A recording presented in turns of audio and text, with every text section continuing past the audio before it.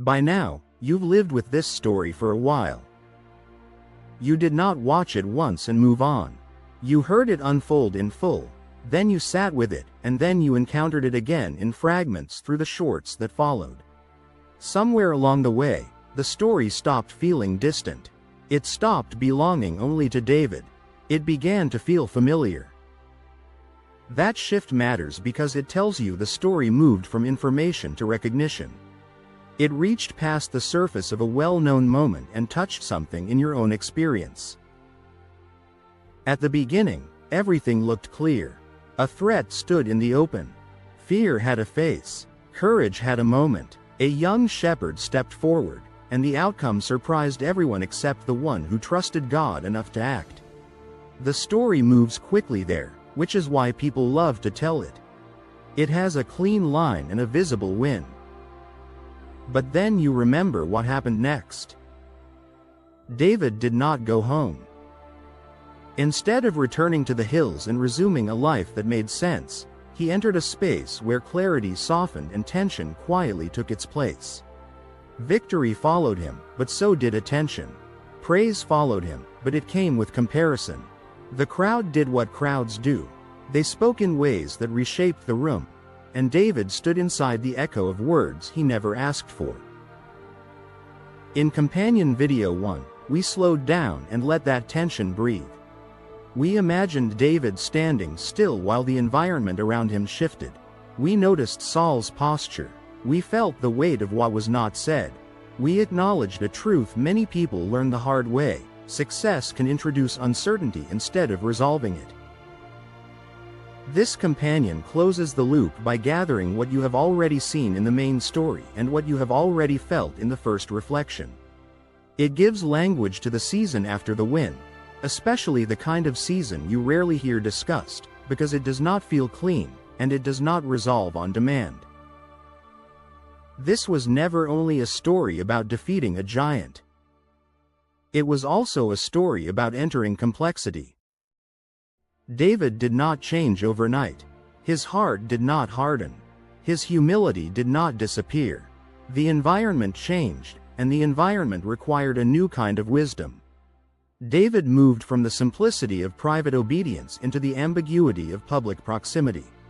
He stepped closer to power, closer to influence, and closer to risk, even before anyone openly called it risk.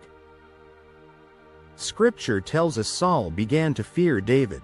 That fear did not erupt all at once. It developed, it watched, it waited. Saul carried something internally long before he acted externally, and David found himself living inside that waiting. That is where this story becomes personal, because most of your battles do not happen in a single moment. The bigger battles happen in the long stretch after the moment, when you have to keep living, keep serving, keep showing up, while something around you shifts. Think about how it feels when you do the right thing, and it works.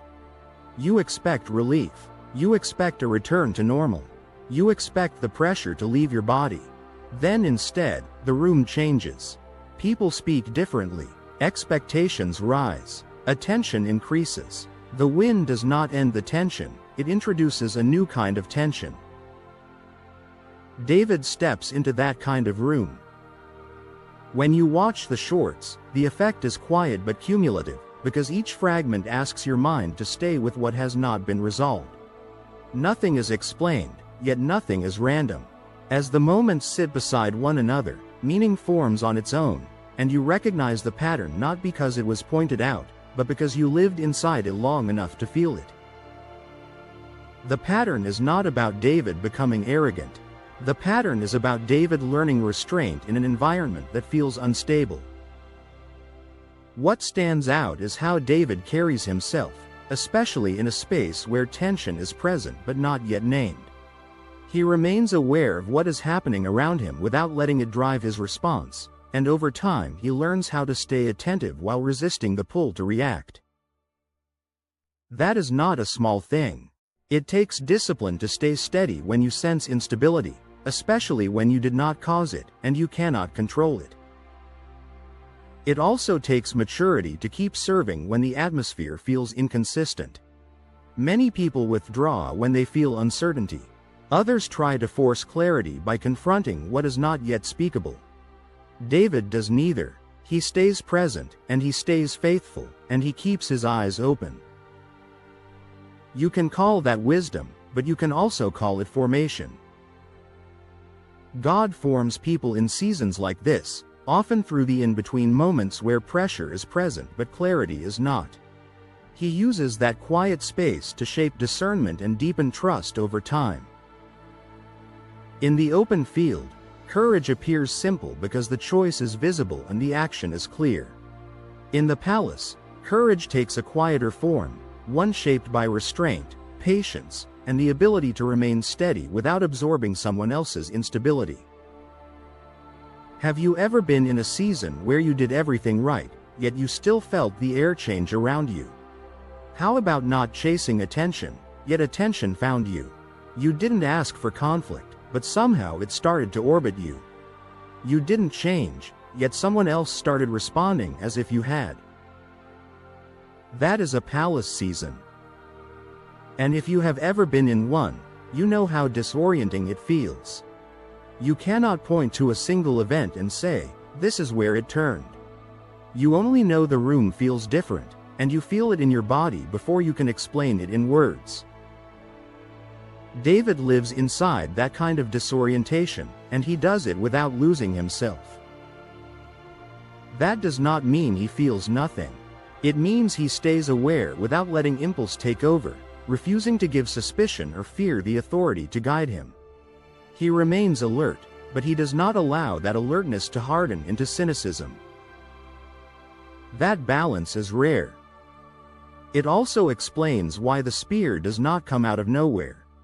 By the time Saul throws it, the tension has been building. The spear is the visible moment, but the story has been training David through quieter moments long before the visible one arrives. So when that moment comes, David moves. He survives because he has been paying attention. He has been learning the room. He has been living with discernment, not with denial. This matters because it reframes what preparation looks like. People often assume God prepares you by giving you a big moment, then giving you a reward. The story shows something different. God gives David a moment, then places him in an environment that requires him to develop the kind of character that can hold what the moment set in motion. In other words, God prepares David for more than a throne. God prepares David for complexity. Complexity often shows up as contradiction, especially when opposing realities occupy the same space. You can be praised and watched at once, celebrated while someone quietly fears what you represent, or asked to serve in a role that benefits another person even as resentment grows beneath the surface. That is the kind of complexity that tests you without asking permission. It is also the kind of complexity that exposes your internal habits, because pressure always reveals what you reach for first. Some people become defensive, others slip into performance. Fear can start steering decisions, and before long you may find yourself managing your image, shrinking your presence, or engaging battles God never asked you to fight. David's posture in this season offers a different approach. He stays grounded as he serves and listens, and over time, learning becomes part of how he moves forward. You might notice how often Scripture describes him as behaving wisely. That is not a compliment for style. It is a description of posture, which means he knows how to move in a way that honors God even when the environment feels unstable. He understands the difference between calling and convenience, and that awareness keeps him from mistaking favor for safety or promotion for rest. And that is where the story begins to speak to your own life in a more direct way. Many of your biggest shifts happen after a win, often right when visibility or momentum finally arrives. It might look like traction, an accepted offer, an interview, a sale, or entry into a room you worked hard to reach. In that moment, it feels like arrival, but what you are really doing is stepping into something new. Entering asks different questions than arriving. When you arrive, you ask if you can do it. When you enter, you ask if you can hold it. When you arrive, you ask if you earned it. And, when you enter, you ask if you will stay aligned while you carry it. Those are not the same questions. This part of David's story does not give you a formula. It gives you a mirror. It asks what it looks like to keep living when life does not move cleanly from victory to rest, especially when the next step is unclear and obedience still feels required. It presses into something more personal as well, how you stay true to yourself in rooms where the atmosphere is beyond your control. Some spaces do not change because you explain yourself or try harder, and they do not soften simply because your intentions are pure. Some rooms require you to stay steady and let God handle what you cannot. David's steadiness is not passive. It is active trust. He chooses patience where many people choose pressure. He chooses restraint where many people choose reaction. He chooses faithfulness where many people choose manipulation. As you listen, notice how the story refuses to let you reduce courage to one scene. The valley shows you bravery in action, but the palace shows you bravery in endurance. The valley asks if you will step forward. The palace asks if you will stay faithful when the situation turns complicated. That second question is harder because it has no applause built into it. No one claps for restraint. No one celebrates the person who keeps serving with a steady heart while someone else grows unstable. Yet those quiet choices shape the kind of person you become. This is also why the shorts matter. They let you re-encounter the story the way life often comes at you, in pieces. You do not always get a full narrative when you live through something. You get a look, a comment, a moment of favor, a moment of tension, a confusing silence, then another day where you still have to show up. The shorts mirror that, and this companion helps you see the meaning your mind already sensed. So if you find yourself in a season where you cannot name what changed, start by honoring what you notice. Pay attention without spiraling. Stay honest without becoming harsh. Keep your integrity intact, even if someone else starts rewriting your intentions. Ask yourself a few grounded questions as you move through your own version of this chapter. What is required of me today, not what I fear tomorrow? Where is God asking me to stay steady, even when I want to force getting clarity? What does faithfulness look like in this room, with these people, under these conditions? Those questions do not remove the pressure, but they organize you inside it. They help you respond instead of react, and they keep you aligned with the God who sees the full story. David's life would not stay calm, and the tension would eventually become visible to everyone. But this chapter offers something you can practice now, learning how to stay aware without losing integrity, how to keep serving without shrinking, and how to remain wise without letting the atmosphere around you dictate who you become. That is not a small victory. In many lives, that is the victory that makes every later victory possible. Some victories close a chapter, and others open one. David's victory did not send him home. It sent him forward into a life that would require wisdom long before it offered resolution. So when you think about this story now, do not only remember the stone. Remember the season after the stone. Remember that God can give you a win and still require you to grow.